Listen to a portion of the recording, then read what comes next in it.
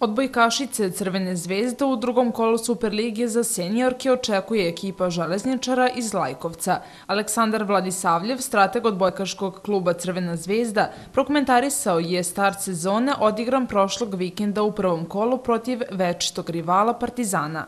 Vladisavljev je istakao da je njegov tim imao poteškoće na početku meča, ali da je već u drugom delu utakmice sve počelo polako da se okreće na stranu Crvene zvezde. Igrom slučaja je večiti rival bio protivnik u prvom kolu. Ekipa koja je sastavljena od prilično iskusnih igračica i koja ima jedan svoj određeni kvalitet. Mislim da je bilo primetno da su devojke pod nekim, ajde da kažemo, određenim pritiskom, nekom velikom željom, ophrvane, malo slabije krenule u meč.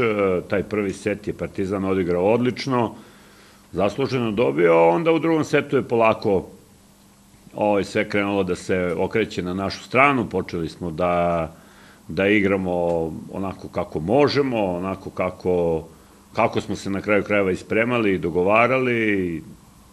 Taj drugi set je dobijen nešto malo teže, a onda sledeća dva onako prilično ubedljivo i prilično sigurno, sa jednom vrlo korektnom igrom za početak sezone i sigurno da nam mnogo znači pobeda na samom startu, jer nam je žreb u ovim narednim kolima malo težak. Trener Vladisavljev se osvrnuo i na naredni meč koji će se igrati u Lajkovcu. Ističe da ekipa Železničar važi za jednog od favorita za osvajanje šampionata, ali da je to samo podsticaj i da se crveno-bele odbojkašice dodatno motivišu. Ekipa Železničara izuzetno kvalitetna, to je tim koji jeste verovatno projektovan za neke najviše ciljeve,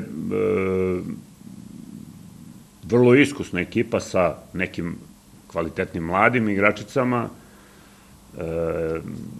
klub koji praktično nema nekog limita u budžetu, vrlo ozbiljan rival, vrlo ozbiljan protivnik. To su i dokazali osvajanjem pre nedelju dana Superkupa Srbije. Tako da nas čeka jedan vrlo ozbiljan posao i jedan težak posao, ali probali smo da se spremimo na najbolji mogući način da odgovorimo na sve kvalitete domaćina.